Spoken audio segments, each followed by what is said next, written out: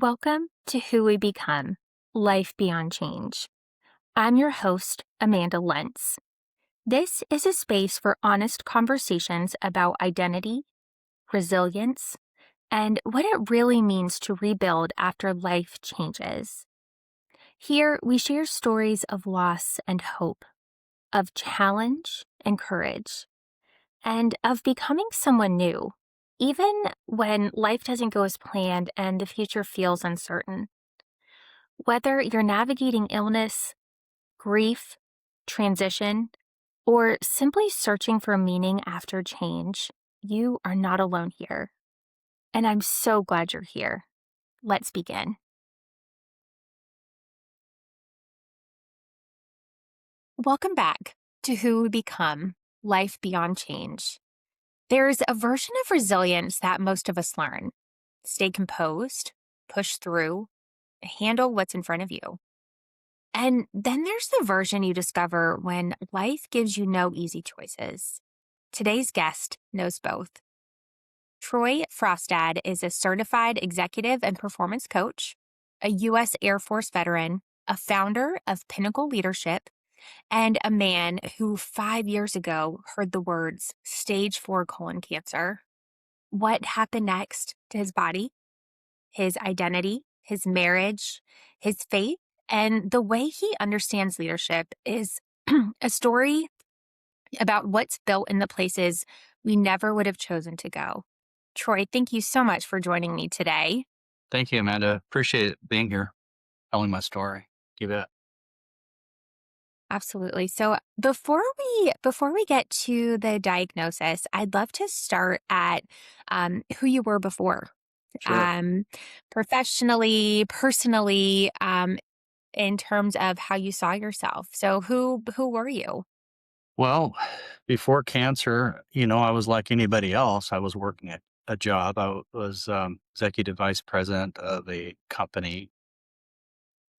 What I would have told you before I had cancer was that I was hard charging. I was a military veteran.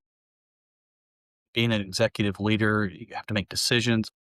So I was very hard charging, type A personality, which I still am, but I've modified that a bit.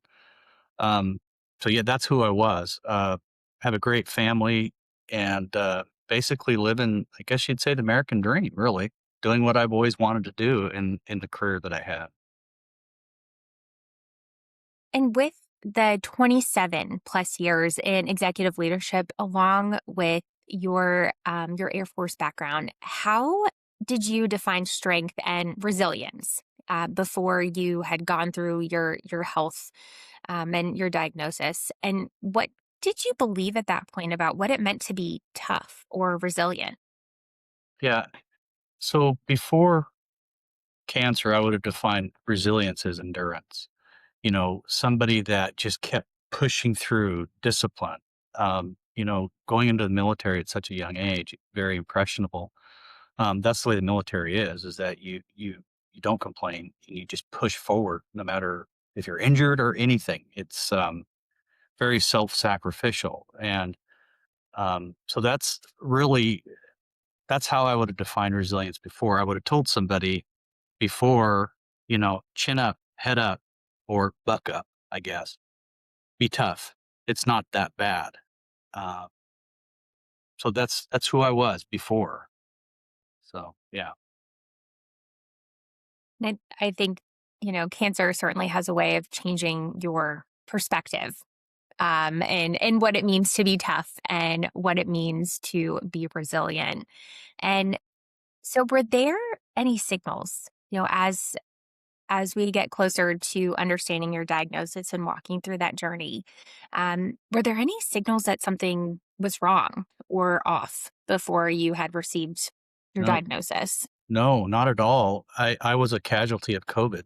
I wasn't able to get my 50-year-old colonoscopy in 2019. Well, actually, the doctor, our medical network didn't have enough doctors to do it um, on time. And so when I turned 50, I tried to schedule and they said, well, we've got a long line you're only 50. Statistically, you would be an anomaly if there's any problem. So we're going to prioritize you towards the back. And I didn't think anything of it. I thought, well, okay, they're the doctors. I'm not. So, but it wasn't until I kept going and then COVID came and they shut everything down. But I felt fine. I mean, I was the type of guy who was doing 8-minute planks and was working out. I had no feeling at all. I didn't know until, January of 21 when I noticed that, you know, bathroom practices were difficult. And I thought, well, that's kind of strange. I only felt just before my diagnosis, maybe, I don't know, maybe 3 weeks before my diagnosis, I just felt a little electricity feeling in my abdomen. Uh, and we chalked it up to gastroenteritis and I took medication. And again, I was trying to be scheduled for a colonoscopy and COVID, they were so backed up. My gastroenterologist said, you're a statistical anomaly. There's one thing about statistics, that I learned in college. It's always an anomaly until it happens to you. And that now you are the statistical anomaly. And I couldn't guess at my age and where I was at in my life with my family, fighting a fight that I didn't ask for. I mean, nobody does, whether it's cancer or any other traumatic illness that they have. Nobody asks for it. But when you're in it for a fight. So, yeah, I think that's what happened, and then I was diagnosed. Yeah, it was quite a day. Yeah, it was And weird. and can you take us back to that moment when you heard stage 4? Because that's not just a medical term that we use there, and it sometimes lands very differently. So what was your experience when you finally received a diagnosis? Yeah. Well, I think everybody is surprised. Um, that day, it was a Friday, and it was normal, just a normal spring day for me. I was on the corporate plane traveling to different locations, and when I got back, I noticed that my phone started blowing up with voicemails, and it was my doctor that said, "You need to come to the doctor's office right away, and bring your wife." And at that point, I thought, th there's something more here. And so I called her, and we went to the clinic right away, and they got us right in. And, my doctor came in and he said, I'm sorry to tell you. And the poor guy, I mean, this is not easy for anybody, especially a doctor whose whole life is to cure people. But when he came in, his face was white. We've known him for a number of years, and he said, I don't know what to tell you, but this is the worst case of cancer I've ever seen. Your whole abdomen, from the bottom of your breasts all the way down to your pelvis, is full of it. And um, I mean, the first question I asked was, well, how long do I have? What do we do? Where do we go? I mean, I was, and my wife was there, and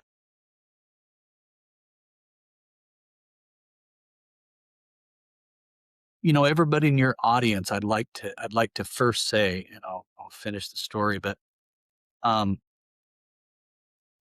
the real tragedy of any type of health diagnosis or anything affects the spouses or the partners, or the significant others, and the kids just as much, if not more, than the patient or the one that's sick. Matter of fact, my wife, Kim, I don't know where I'd be without her. I mean, she has been my rock. She's my greatest cheerleader. And, you know, she went through immeasurable pain and stress that I could never even, I mean, I had a plan. I mean, the doctors gave me a plan. She didn't. She had to, Sure. had to help and do everything. And so, yeah, it was, I thought death. I thought I was done. I thought, wow, I can't believe it. 50, whatever it was, 2 or whatever it was, that I would be 53, that I would be in this position. It was a dream, total dream. Yeah, it was quite a quite a day. Let's put it that way. And I just want to go back to the acknowledgement for the caregivers and the spouses, and that's a theme that has come through fairly often in different conversations throughout the podcast. Is it's usually the person going through it that gets the attention and the support. But you're absolutely right. Your family is, especially your significant other, is just as impacted. And I love what you said, that you had a plan, but the caregivers or the spouse or the significant other, they don't.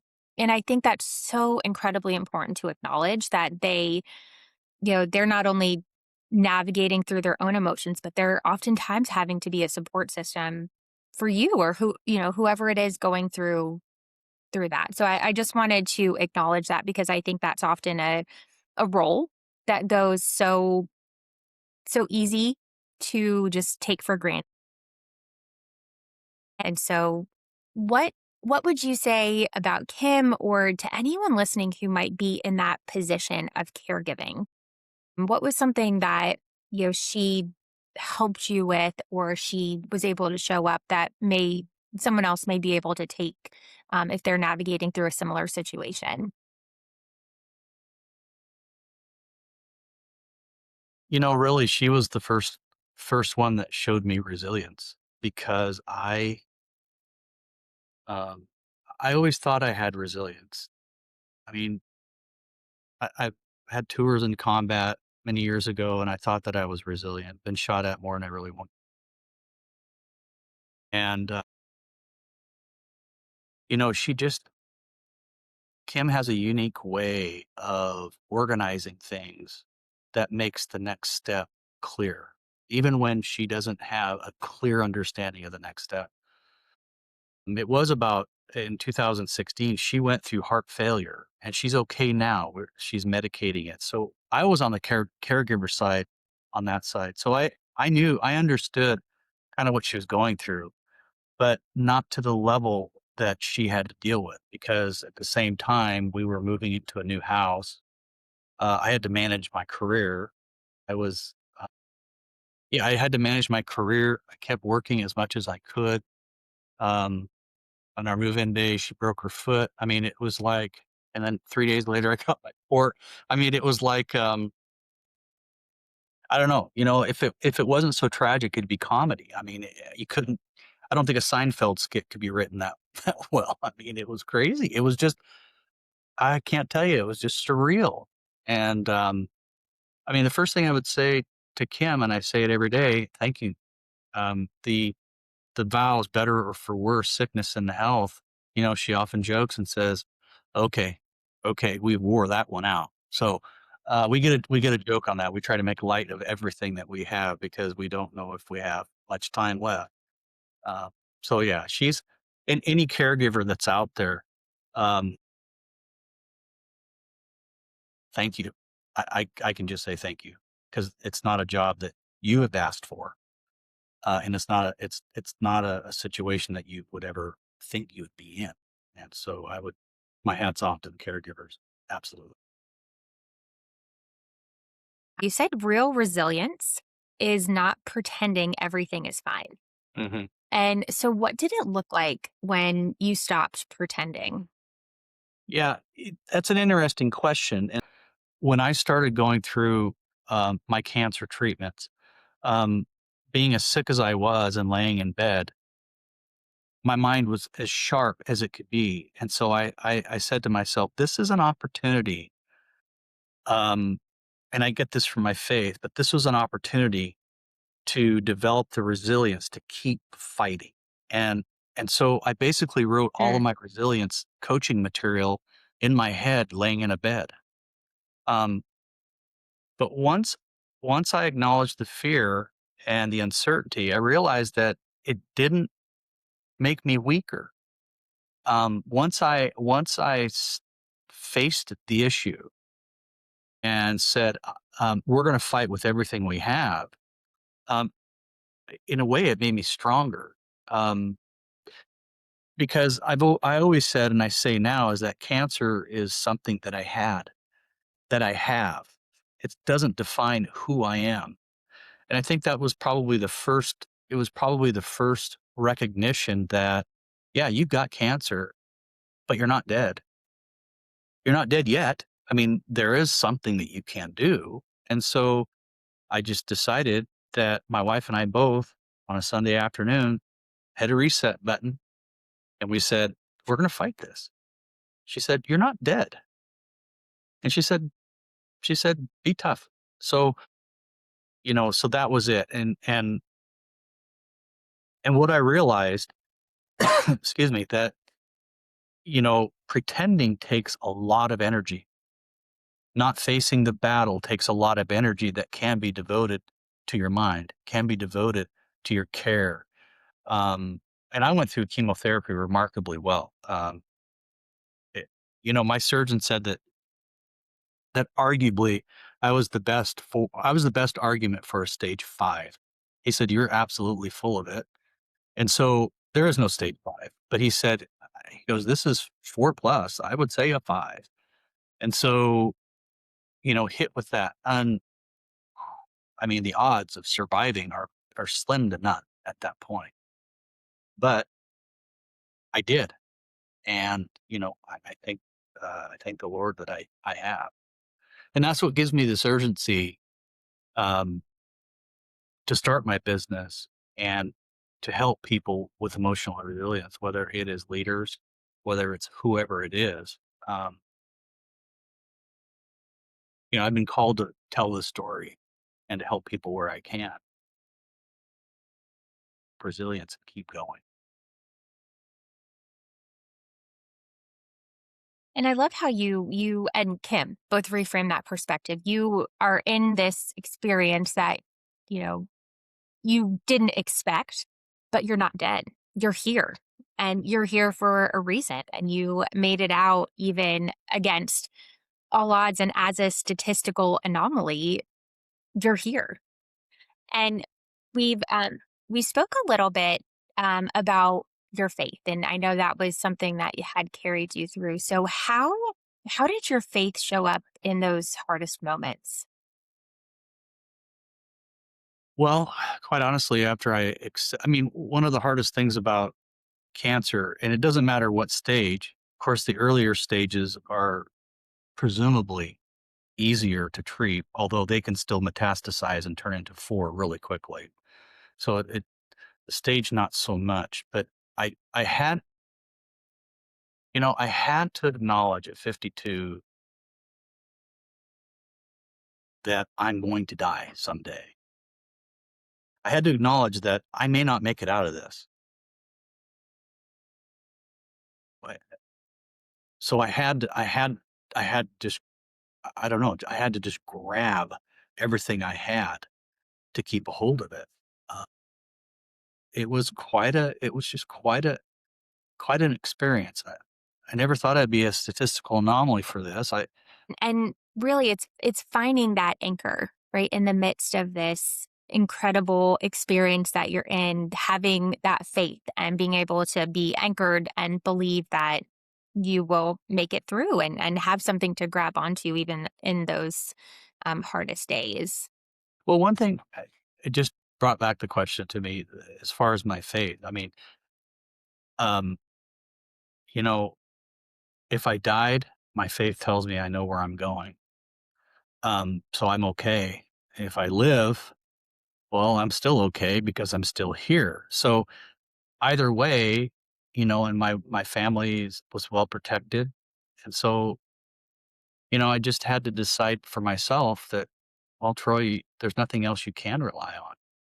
And at the same time, in that year, 2021 in February, during the time I was going through my chemo and the back and forth and all that, yeah, I took a call. I went to the College of Stoic Philosophers, and I learned all about Stoic philosophy. I studied Stoic philosophy in college, and I was very impressed by the dichotomy of control and how you decide what you can control and what you can't control.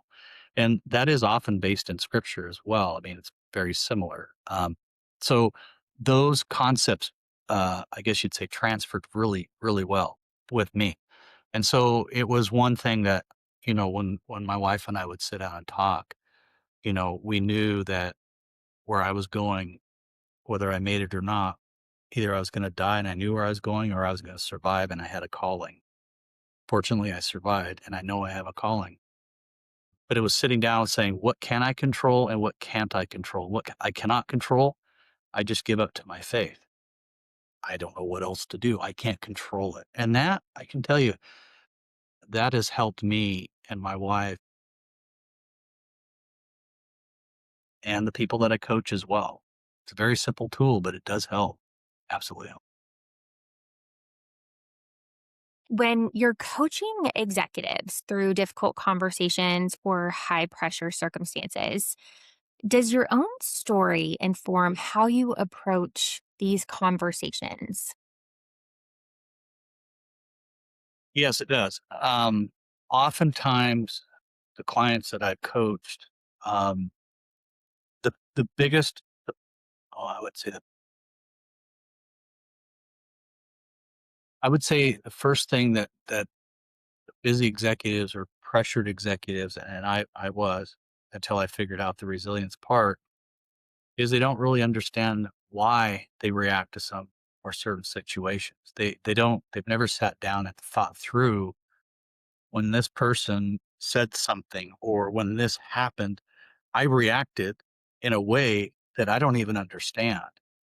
And so my experience and helping leaders through the coaching process has been very instrumental in saying to them, look, um, we all have triggers, we all have challenges, and it's not so much the challenge that comes, it's how you react to it, and that there is a Mhm. basis for why you react the way you do. I'm not a psychologist, so I don't do counseling, but often understanding yourself is not necessarily counseling, right? I mean, it's something that somebody can sit down, Sure. look at a situation, and I walk them through. I walk them through basically impressions and how they handle impressions and why that affects them. And you just go into that type of conversation. And the clients that I've had has been they've had remarkable results. One of my clients who did not, I mean, he had a pretty rough time relationship with his dad, and he went through the coaching, and well, I mean, it turned out where he had a better relationship with his dad because he understood himself better, and then he could understand uh, his dad. And so, I think that's that's one success story that I have, and there are others I could name more. Um, it, not everybody is the same when they go through emotional resilience training or many different triggers for many different reasons. But I think it's just that emotional awareness that everybody talks about. Absolutely. Everybody talks about emotional resilience, but many people don't sit down and say, okay, why do I do what I do? And can I change it, or can I present and show a better version of who I am? That's what I've experienced. Absolutely. And I think you being there just to hold that space and have that conversation. And I think oftentimes we're so busy rushing that we don't give ourselves the time to reflect on why we react the way we do. And I love that that's your approach, is to offer almost a mirror to allow someone to reflect and have that time to look inward on why am I reacting this way and what can I do to change. And it's not something, this isn't, I mean, I coach people through this and I teach this to clients, but it's something that I have to practice every day. It's not something that, you know, I mean, there are still things that trigger me and I react away. I'm like, whoa, that's weird. Why did that happen? So it's not like you've arrived. But what it does is it gives you this internal framework on how to start deconstructing what you're thinking and how you present. And the people that I've coached, as I said, we've had remarkable results. That's incredible. And so we had connected on LinkedIn, and you were very open with your journey. And one thing that resonated with me was that your post ended with gratitude for being here, for your family, for the growth that you've experienced. And so, what does your life look like now that um, maybe you wouldn't have expected 5 years ago? Um, if I say it, my wife and I both say it every day. She'll ask me the question, or I'll ask her, "Do you know what today is?" And we both will either say it's the best day to be alive, um, because it sounds cliche to say that you don't know what comes next. You don't know if you'll be here tomorrow.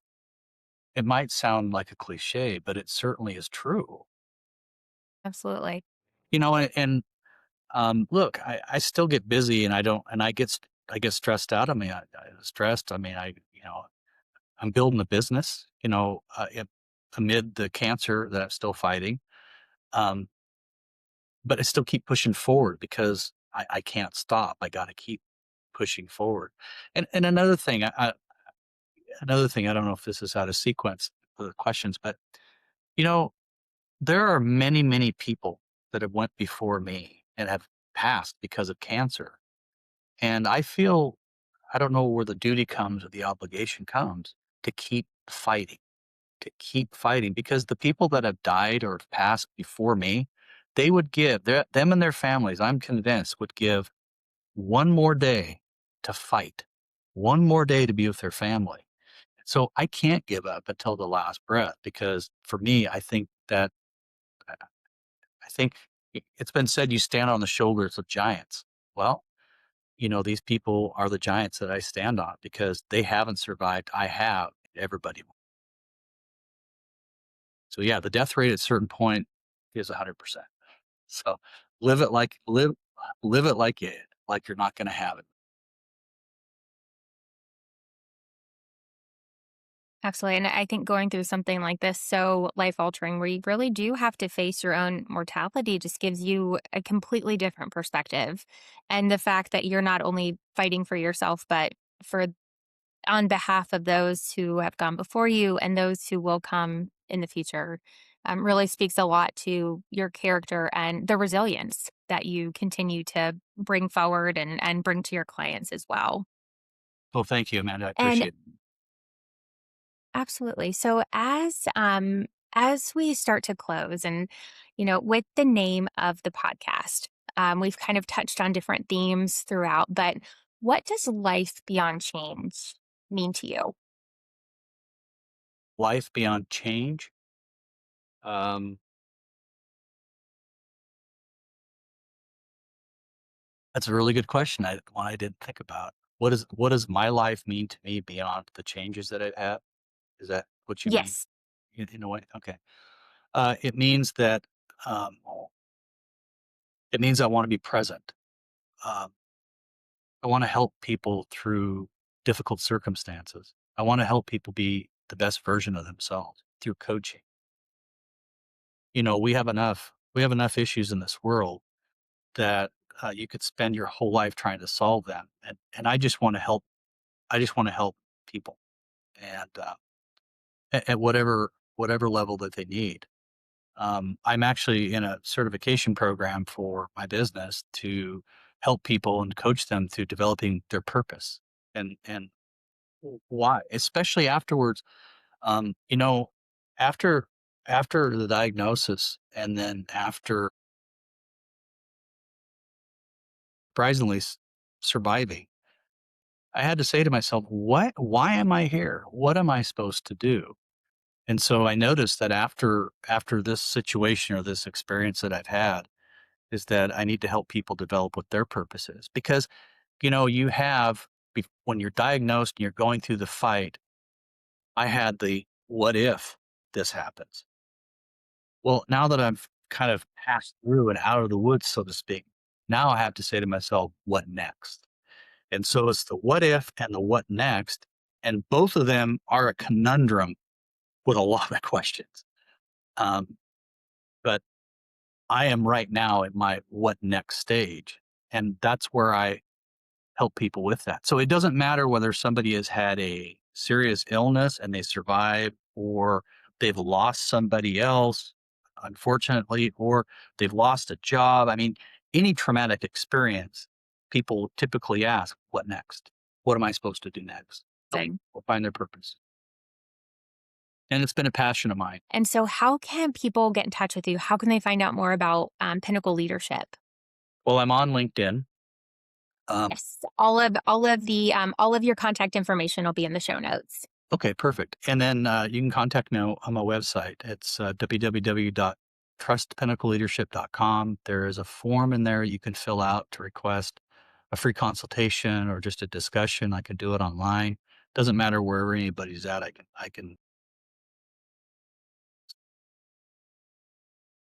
Well, Troy, thank you. Thank you for your honesty, your vulnerability, and what you're bringing to all of our listeners is that resilience is not built in comfort. It's built in what you refuse to surrender when life gets hard. And with Joy, you've said that, and I've been sitting with that since I've read it. And what I hope everyone listening carries from this conversation is not a framework or set of tools, though Troy has plenty of both, and I encourage you to reach out. I hope you carry the image of a man who faced something enormous and chose every single day not to surrender his gratitude, his faith, his love for his family, or his belief that the hardest years can produce the deepest growth. And so, Troy, thank you Thank you. for 5 years of refusing to surrender and for sharing what that looks like from the inside. And to everyone listening, whatever you're facing, there is something that cannot be taken from you. And so, until next time, take care of yourself, take care of each other, and keep becoming who you're meant to be. Thank you for joining me today on Who We Become. I hope this conversation reminded you that growth isn't always easy, but it is always meaningful. If this episode resonated with you, please share it with someone who might need it. And if you haven't already, be sure to follow, rate, and review the show. It truly helps these stories reach those who may need a reminder they are not alone. Remember, what happened to you is part of your story, but it is not the end of it. You are not defined by what happened to you. You are shaped by how you rise. Until next time, take care of yourself and keep becoming who you're meant to be.